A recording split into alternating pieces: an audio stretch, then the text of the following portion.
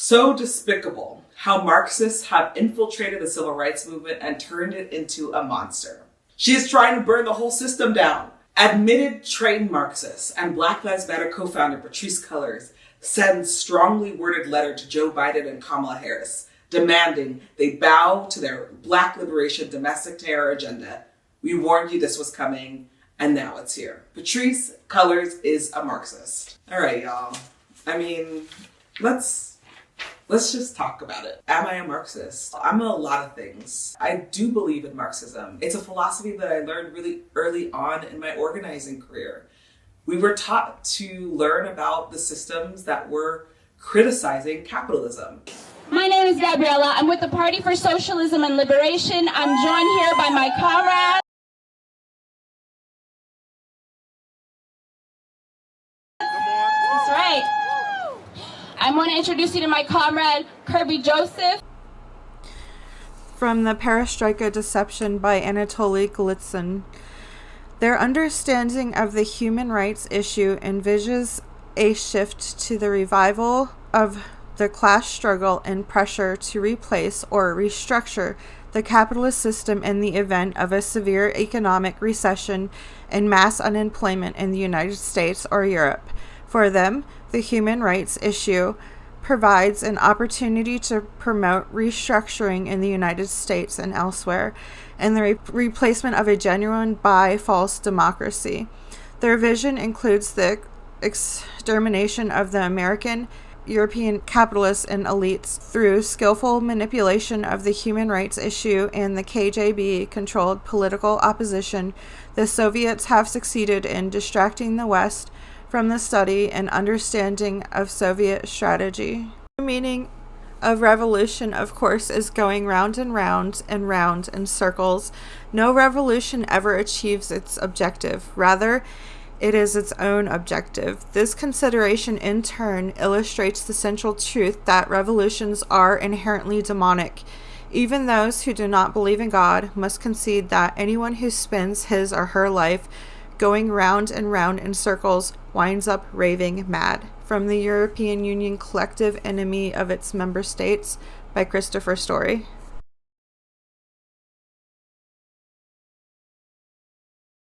I can't erase this memory. It just comes back right now. I can see the guy walking across the patio and Lamus walking beside him. And I don't think that the young man knew that they were going to shoot him. And then something happened. At that moment, a lady was dressed, she was a military lady. She was dressed in green. She was about 8 months pregnant. And she screamed out at that exact moment, "Shoot him in the face." In other words, she didn't want to see him just killed. She wanted to see him mutilated. She wanted to see him completely destroyed. And fired. They shot him. That was terrible. But then, with the audience applauding and screaming, the firing squad began dancing around the body, just like savages. They'd gone completely mad, it seemed. They were really content with what they had done, as though they had conquered an enemy, as though they had really completed some fantastic task.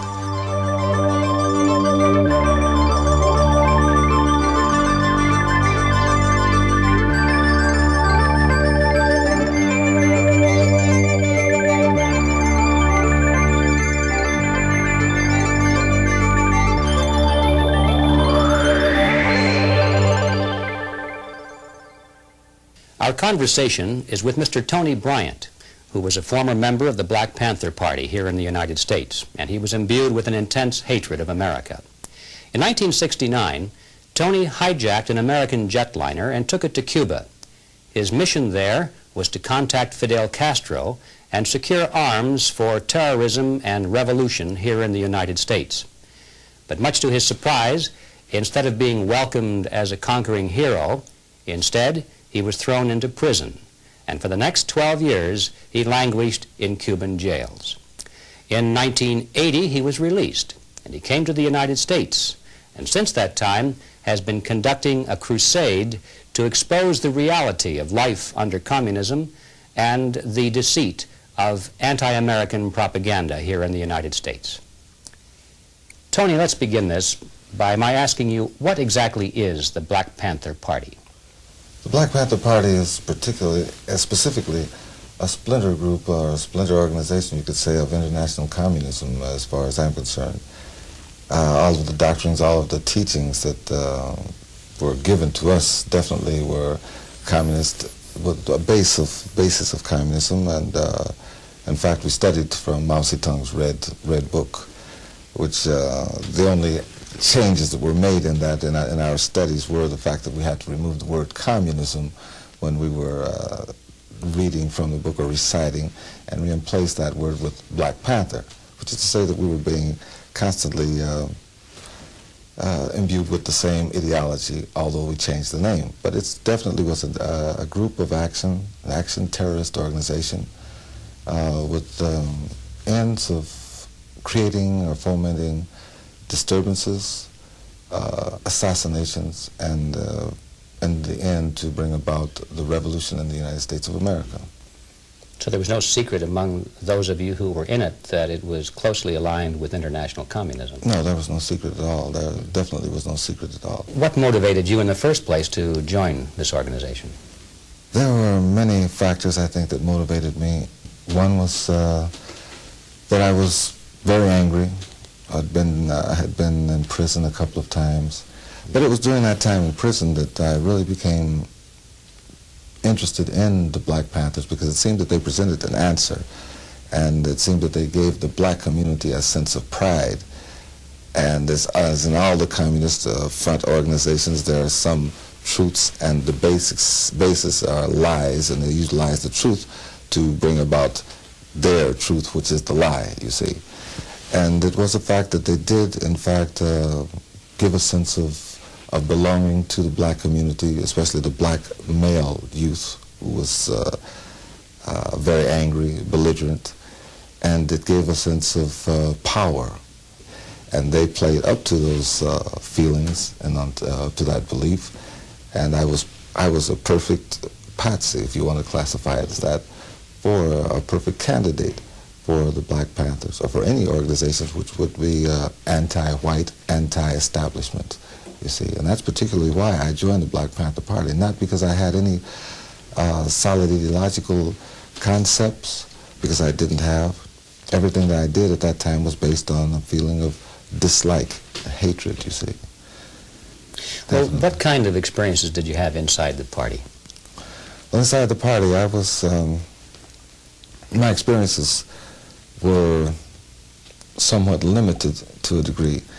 I was assigned to one specific purpose, and that was to eliminate anyone that had infiltrated into the party, such as any agent that I was told that that's an agent, he must be eliminated, and that was my job, to eliminate them.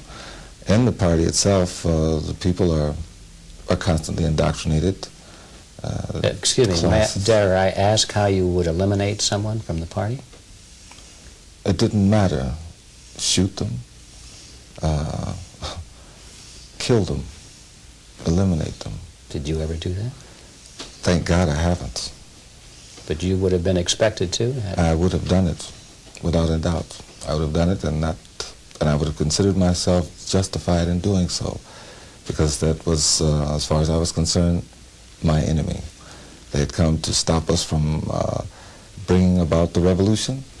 They had come to inform, give away our secrets, inform to Whitey particularly, and therefore they had to be killed.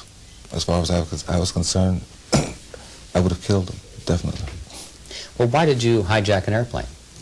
That's an interesting question. A lot of people ask that. At that time, the group that I was working with, I was in Sacramento at that time, working with the Black Panthers in Sacramento.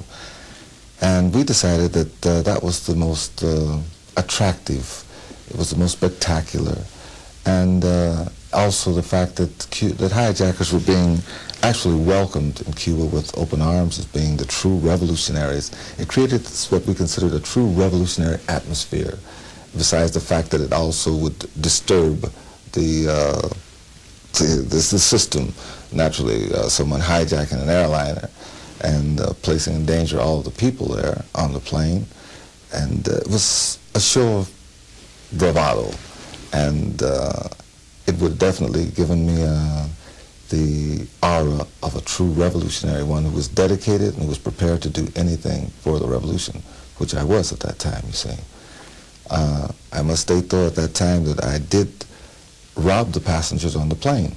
But there's something I must point out also. One of the people that I robbed on the plane, as strange as it may seem, at least in Cuba, they said that this man was a revolutionary, and the amount of money, that he was carrying a large amount of money, and that my actions might have brought, or did bring about an observation or surveillance of that person, which caused a breakdown in a very important cell here.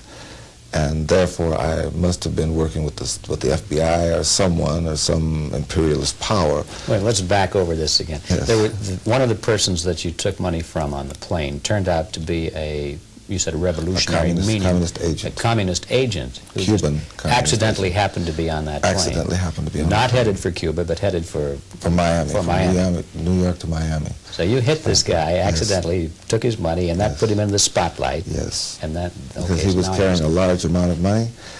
And so they accused me then of being a CIA agent, or at least an agent of imperialist powers, and sentenced me to 12 years in prison. Well, let's talk about your prison experience. What was that like? That was horrendous. That was a nightmare. I could talk for hours about that situation. The conditions were horrible. All the guards carried machetes or bayonets. And the first assassination that I saw was approximately 2 months after I had arrived there. One prisoner we just returned from lunch, and the prisoner ran up to one of the cell windows to get a little bit of tobacco to roll a cigarette. And the guard ran up and began beating him with a machete. And the prisoner whirled around and tried to grab the machete so that the guard couldn't hit him anymore. So the guard just stepped back, reached under his shirt, pulled out a gun, and shot him twice. And it was approximately 10 feet in front of me. And that really, it shocked me because I had never witnessed anything that brutal. Just even though my past had been very brutal, but I had never witnessed the authorities or those in a position of authority being so outwardly brutal. And that was really nothing. I came to find out later that that was really nothing. Later on, the experiences that I had were countless, but things that were fantastic. I witnessed executions, which I think I'm probably the only American that has witnessed executions in Cuba. This was a particularly chilling thing.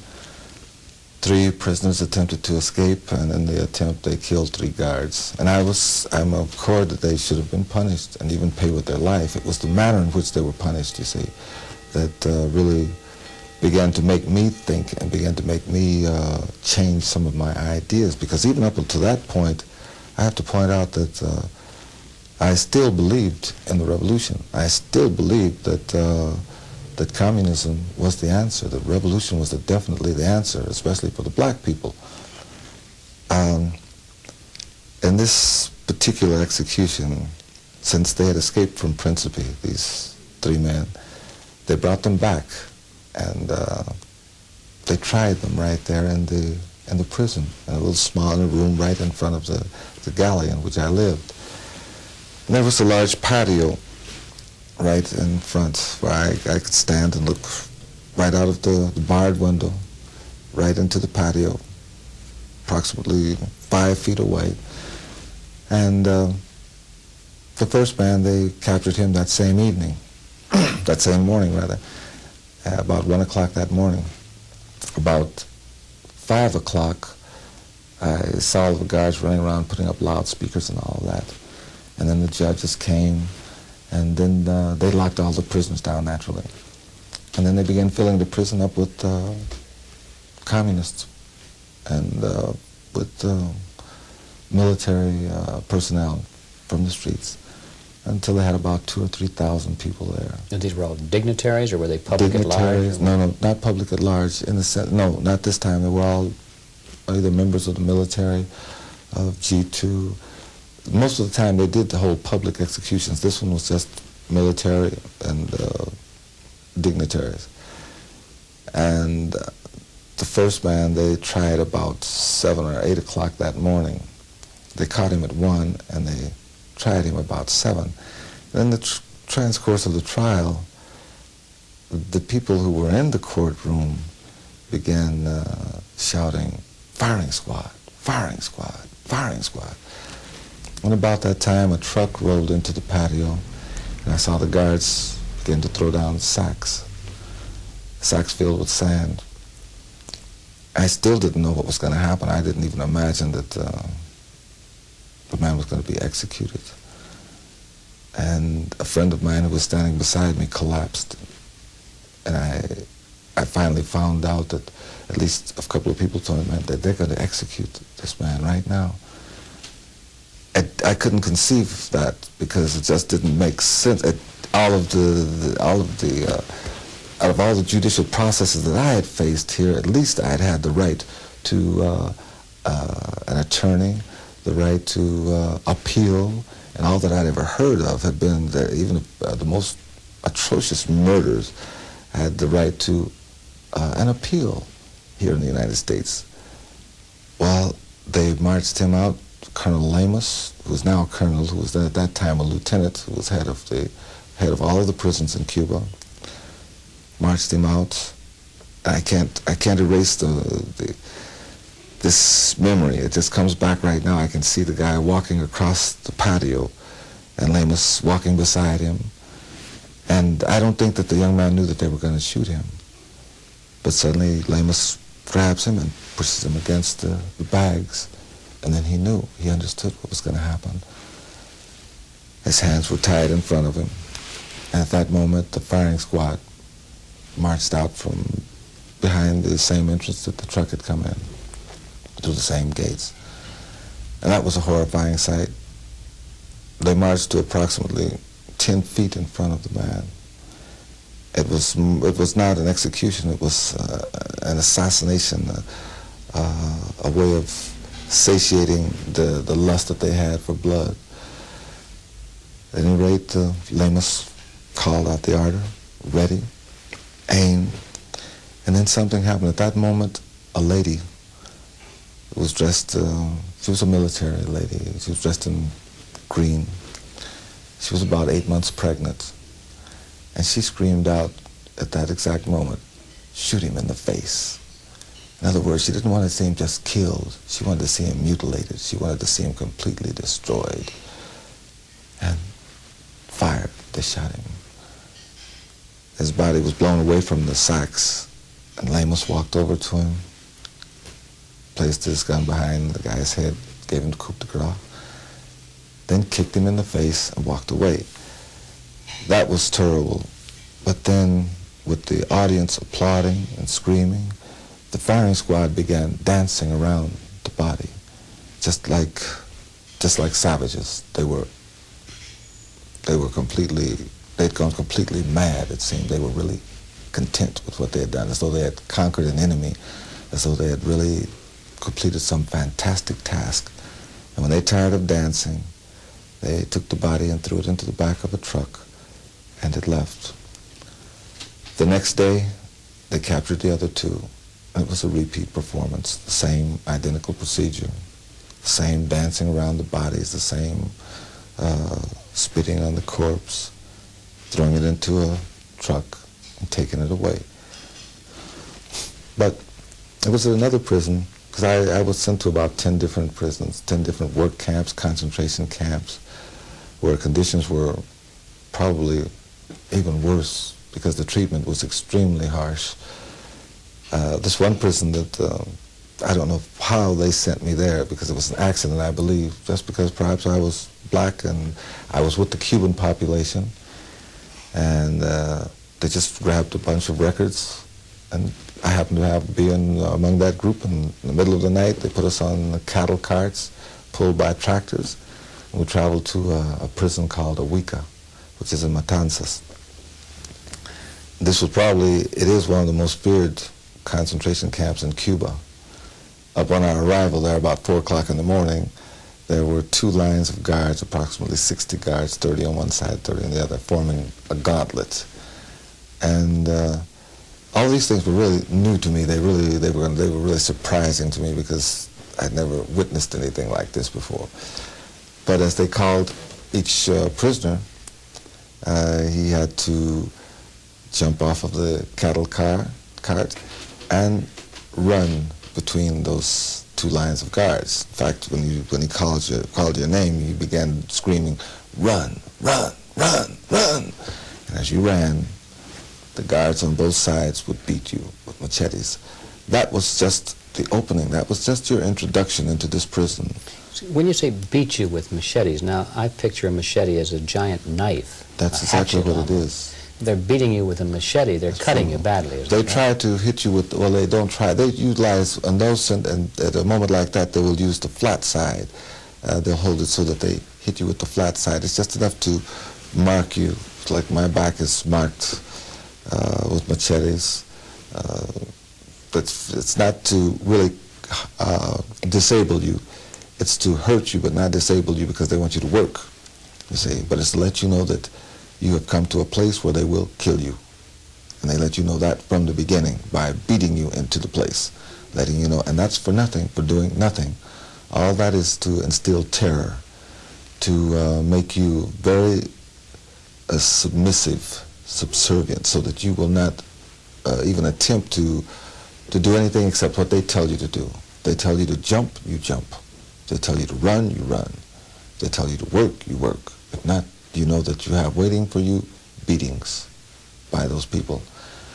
And it was, I think, at that point that I began to really question the revolution and question their motives. And I said, this was almost 3 years after my imprisonment, after having seen many abuses, after having seen assassinations, after having seen beatings and hunger and starvation, and yet I was so convinced that communism, that the revolution was necessary, that didn't really bother me at all up to that point. But something snapped, and I just began to try to analyze. I tried to analyze a little bit more what was going on around me. The next situation, I think, that really made me begin to open my eyes, this was in the same prison. We arrived at the camp about 6 o'clock that evening. I had a little skimpy dinner. It was rice and fish, and everyone just collapsed in bed. And about 1 o'clock that morning, they just kicked the doors open, the guards. They came in with dogs on a leash and attacking the prisoners, sticking the dogs on the prisoners and just beating them. Just beat them out into the field and just had us stand there for about 2 or 3 hours. That's just terror tactics, terror.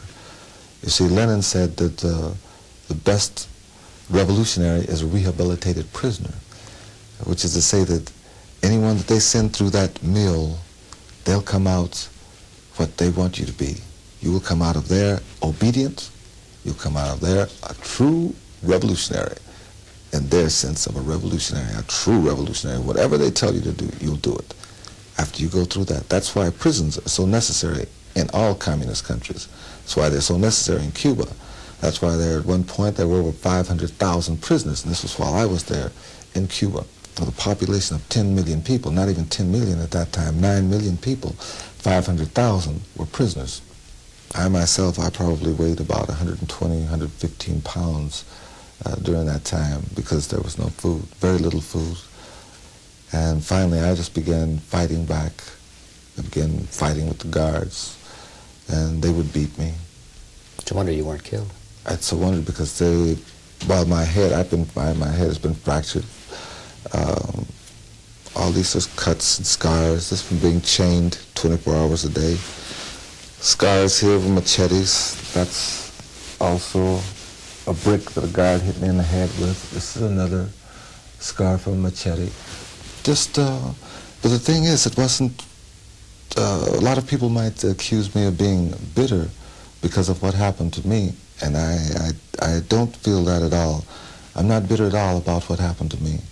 In fact, I'm very glad that it happened to me. If I'm bitter at all, it's about the things that I saw happen to other people, how I saw them destroying the human being, the human aspiration, all the desires, completely suffocating of the individual, where he's not able to think, he's not able to speak, he's no longer able to create. They suffocate all of those ideas, all of those concepts. You can't write, you better not speak. Well, are you talking about life in prison now, or Yes. are you talking about life outside of prison? Well, this was particularly life in prison, although I did have an opportunity to witness life outside the prison, because I escaped from a prison which they classified as escape-proof. And I'm the first person to ever escape from this prison. And even at that point, I was in the maximum security section because I had escaped from another prison prior to that, and so they caught me, and they put me in this prison before I was able to get to the street. Well, how did you get out? How did you escape? This time I escaped from there. A friend of mine gave me a little piece of hacksaw blade that he'd gotten into the prison somehow. I'll never know how. And a friend and myself, we were locked in the cell 24 hours a day. It's on the second floor. And this was in a prison called Wanahai.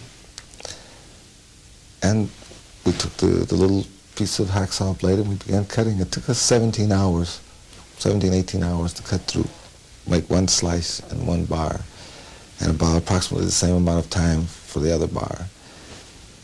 And then we bent the bars. That was about 7 or 8 hours work right there. It was fantastic.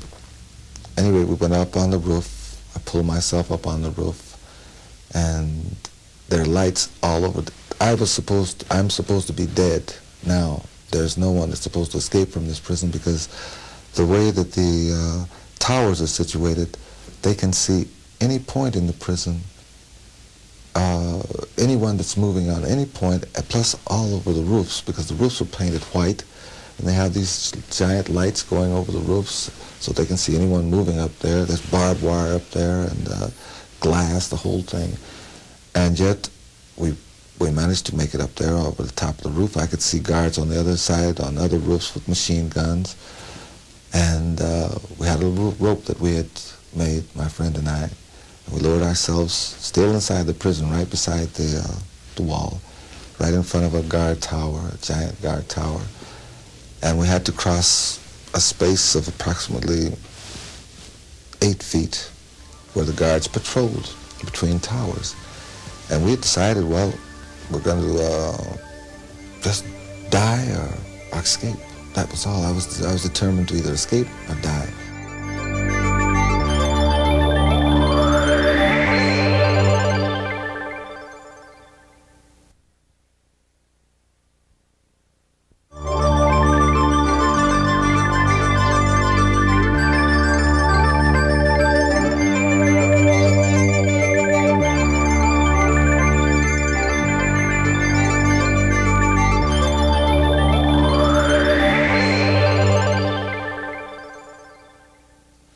And we had decided, well, we're going to just die or escape. That was all. I was determined to either escape or die. This place, it's bathed in light. It was just like daylight. And that's why I know, that's when I began to believe in God. I must stipulate that. Because it was this point, this particular escape, that I don't know to this day how that happened.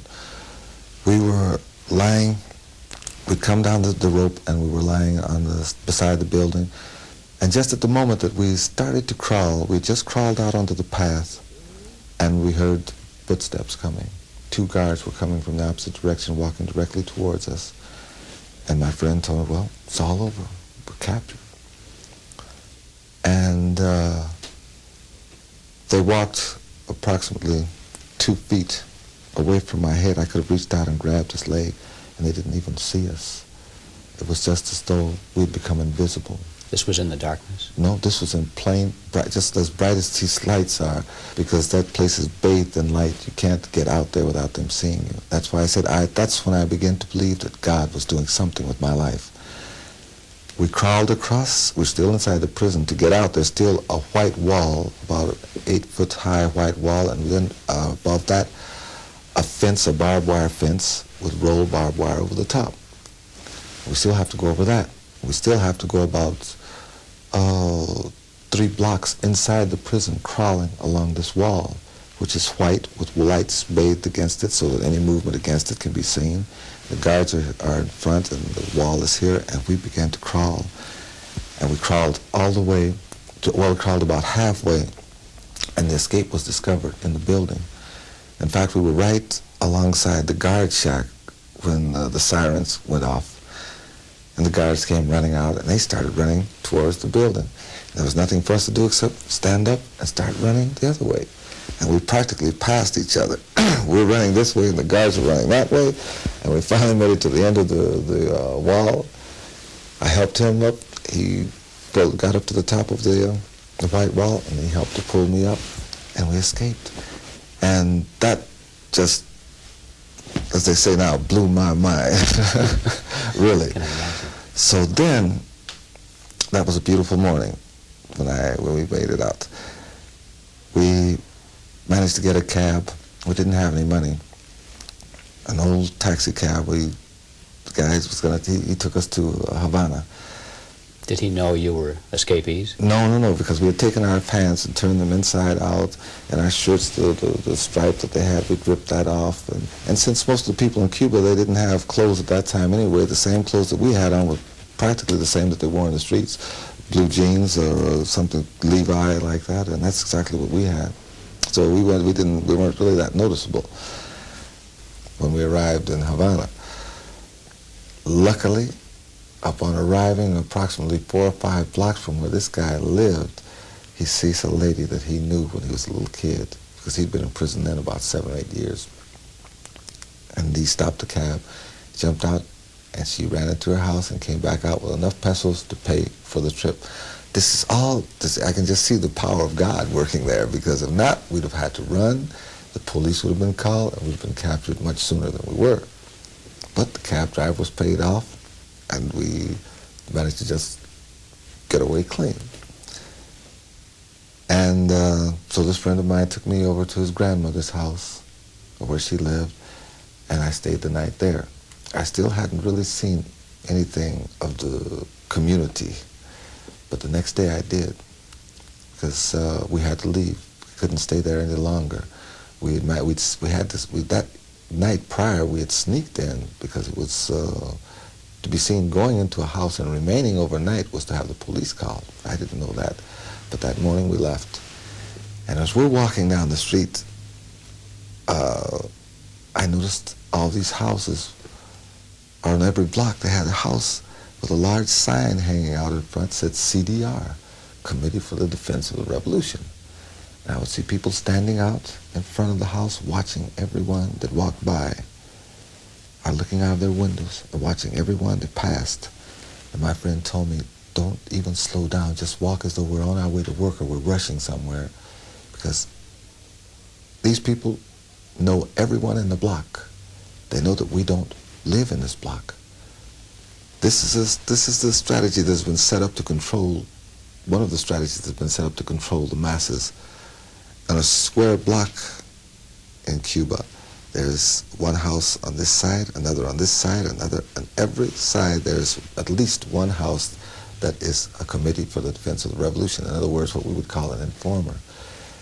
They inform on everyone in that block, anything that they do. If someone comes into, and this is 24 hours a day, if someone comes into the block and goes into a house, let's say, to visit someone, they mark that and they take note. If that person doesn't come out within a few hours, they call the police, just for visiting. You cannot go into a house in Cuba and stay as long as you want. Even if you're invited, you will be arrested. This is the control that's exercised over the people. Those committee members are the first that will be, they know that they will be killed if the revolution is overthrown. They're the ones who have really, they probably have no ideology other than the fact that they want a little bit more to eat. They like the power that they exercise over the people, the terror, the fear that people have for them. I felt that same fear that day because block after block after block, everyone was watching me. Aldous Huxley's prophetic vision is true. Big Brother is watching you every moment in those communist countries, every second. And it's a terrifying feeling when you know that you have no privacy, that your life does not belong to you anymore, that it belongs to the state, that any time they can take it. And that's from having that power that we have as a free country, as free individuals, the freedom to disappear if we feel like it. That no longer belongs to us when we allow communism to take over our country, or allow communism to come into our country and become the reigning factor, because it's necessary for them that they control you completely. The surveillance is absolute. That feeling, as I said before, it's something that's horrendous. You can't imagine being stripped block after block that you walk, stripped. Everyone watching you. There's people watching to make sure, see if you go into a house, when you leave this block, then they forget you because they know you've been picked up on the next block, and they watch you. That was my first lesson in the socialist state on the streets. I said, this is not what I want. And I asked, is this what you want? Is this what we want here in the United States? Is this what we want? Is this the socialist state that we're struggling to bring here? And I say we, I'm talking about the communists, the revolutionaries. Is this what we want?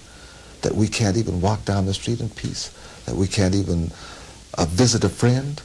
But the control that they exercise in the streets, beside that control that we're talking about, that I was explaining then, is the control of the food, the control of the material necessities of an individual, of the population. And it's no accident that that occurs in all communist countries, that there's always hunger, that there's always misery, that there's always a necessity. I think people should ask themselves, why is it that in all the communist countries there's always hunger? It seems a little strange. It seems that maybe out of all the communist countries, maybe one should have an adequate amount of food for its citizens, and an adequate amount of clothing, and enough heat to heat them during the winter. Why is it that they are always hungry? Why is it that they're always dependent, always saying that they depend on the capitalist countries, mainly the United States, to support them and keep them alive and feed them?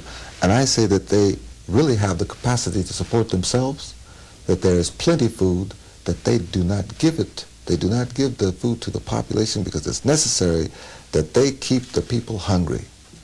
So first of all, they have no other idea, no other thought in mind except how to get that next bit of food. Keeps them unstable. They're not able to function. They don't even think about another ideology or another philosophy or what. They're not thinking about any of that. They're thinking about how to give food to that child. How can I get food? And also it enables the socialist countries to take all that excess food that they do have a tremendous amount, sell it to other countries, and buy weapons or trade it for weapons so that they can suppress the masses even more. But it's necessary that that community, that people be kept hungry, in need, constantly, so that as a promise, as let's say a booster, a morale booster, they can say, okay, well now if you snitch, if you inform, we'll give you an extra pound of rice per month, or we'll allow you to buy a portable radio. And there's a very limited amount of things like that. And the people, for those little bits of life, they began to sell their souls. They become like that gentleman in the Bible who sold his birthright for a bowl of soup. Well, they do the same thing. Inevitably, finally, the Pavlovian effect is created that they will do anything to avoid that terror and to gain the recompense of a little bit of food, maybe an extra pair of pants, because they can only buy one pair of pants per year, maybe a dress per year, and that's all. Well, how did you wind up back in prison? You were captured, obviously. I was captured after 3 days in freedom, and they sent me to another very tough prison, and about 7 days later I escaped from there. And so they didn't like that. They chained me 24 hours a day after that, and placed me in a cell which was practically inescapable. There was no way to escape from it. Their walls were, it was solid cement. The walls were approximately this thick. There were two holes in the back of the cell, which was for the air, for my air and for the light. The door was just solid steel, a little slot that they could push the food through, and cement bed, cement slab to sleep on, and that's all. And I was there 1 year and 2 months in solitary confinement for those escapes, because they really didn't appreciate my escaping from this place that they had said was escape-proof. How did you get out of prison? Well, this was during the period that the Iranian hostages were, there was quite a problem here in the United States concerning the hostages in Iran. That was when they took over the embassy in Iran. And there was a lot of pressure on Mr. Carter. And since Carter, as far as I'm concerned, had done so many favors for Mr. Fidel Castro, had been so nice to him, they'd gotten along so well, that Castro really didn't want to see Carter out of office. He was terrified of Reagan gaining the presidency. And so to bolster his sagging image, Carter's sagging image, and since Carter couldn't get the Iranian hostages out in time for the elections, and this was all a factor of now political ploys, it was necessary then that they give something to Carter to make him look like he really was doing something. So Castro, as a favor to Carter, decides to release the 33 Americans that are that were being held in Cuba. But I always believed that I would escape. I always believed that, and maybe it was because of that belief that God was doing something with my life that made me positive. And it made me very positive that they couldn't do anything with me. And I still believe that. I believe that I'm practically untouchable, not because of me, but because of the power of God that surrounds me, that protects me. I don't believe they can do anything. That's why I will preach, teach, speak anywhere, and I have no fear. I have no fear of them. And that's a very important fact, I think.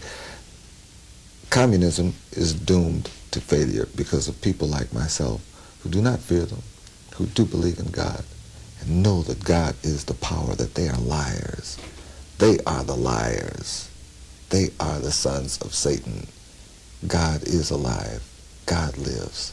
That's the thing that makes me positive and makes me very sure that they are doomed to failure.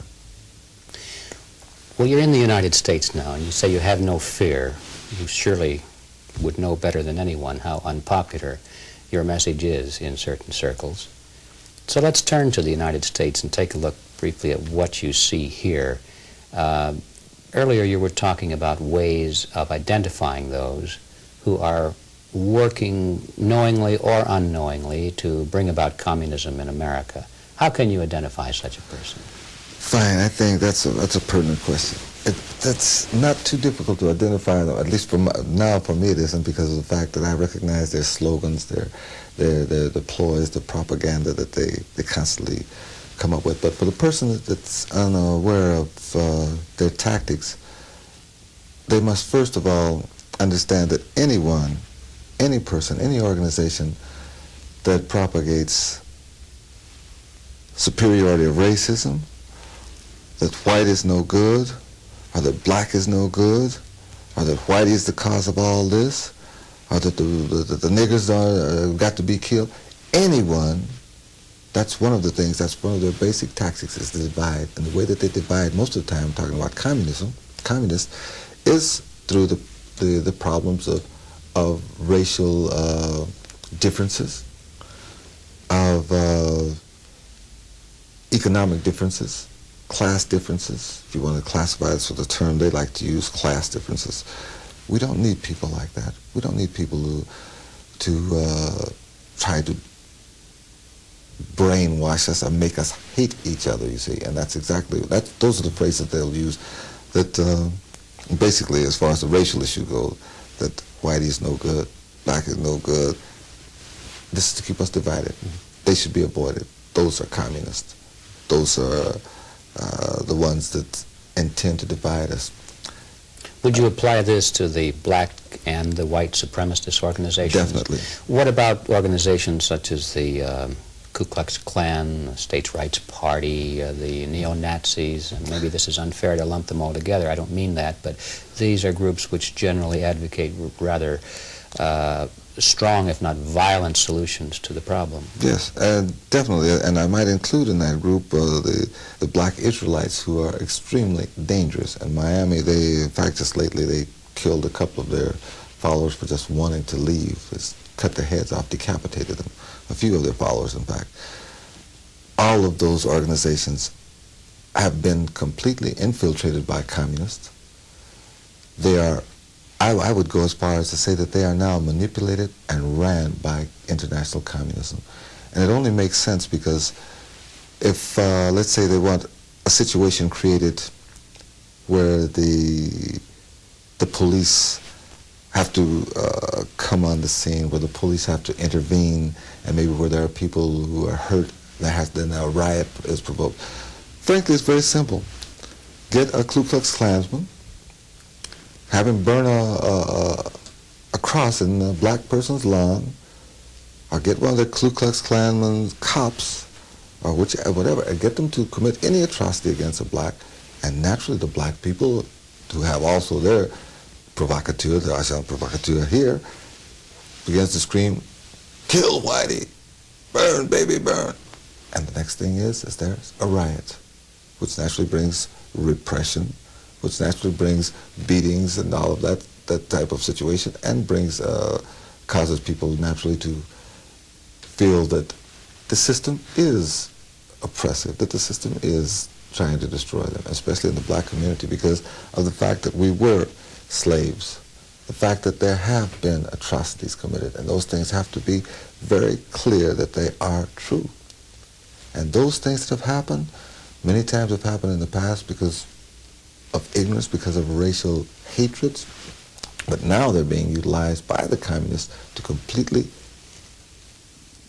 destroy the black community, to completely divide the black community and not allow them to even have the opportunity of coming close to the other ethnic groups and trying to find out and work out our problems together, you see.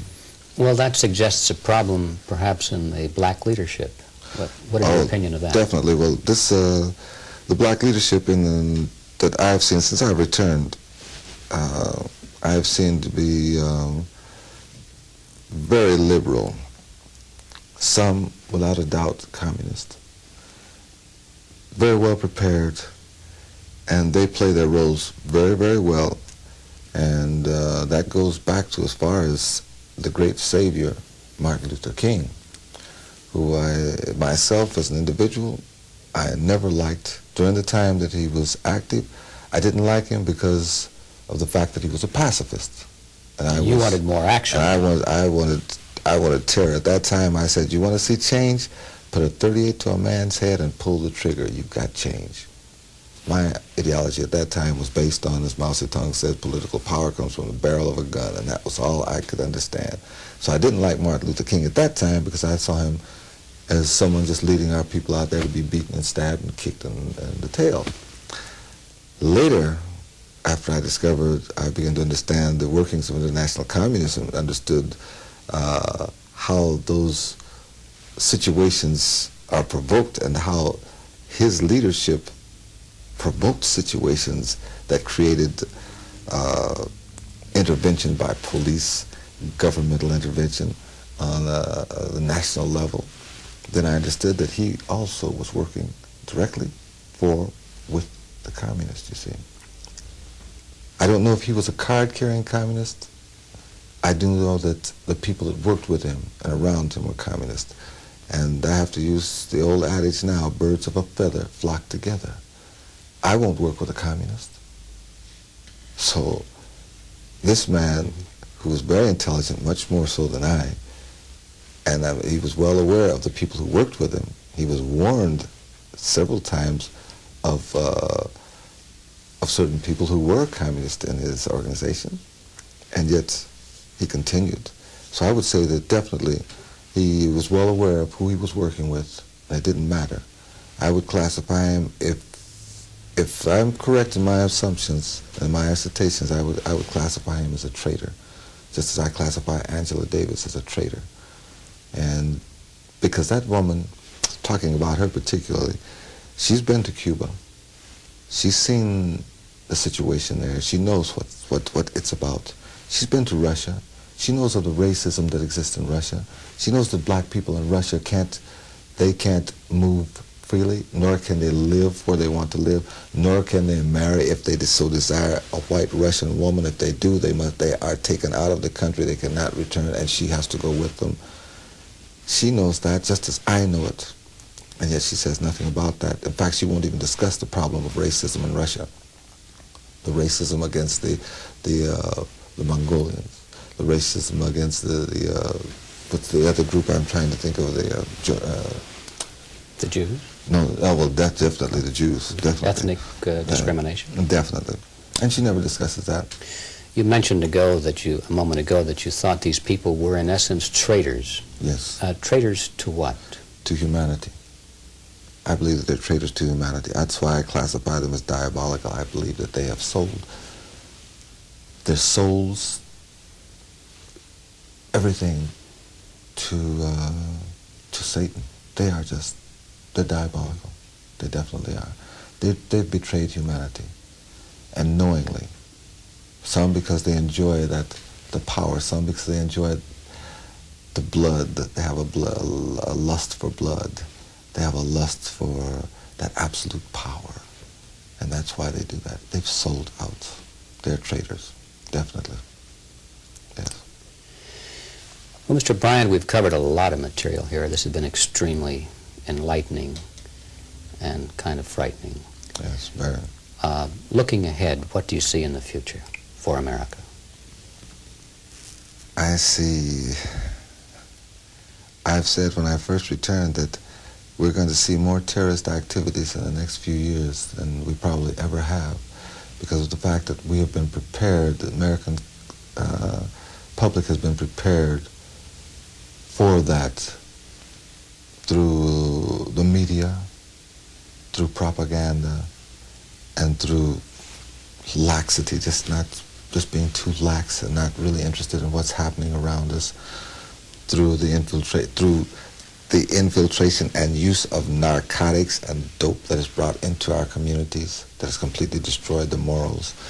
I see a very, very, very, very turbulent future, but I do see victory because I see God. As long as there is God, and there will always be, I see victory. And that's the only thing I can say to the American people, to everyone, is everything else anything might happen. But one thing, just keep saying, God exists. Communism is a lie.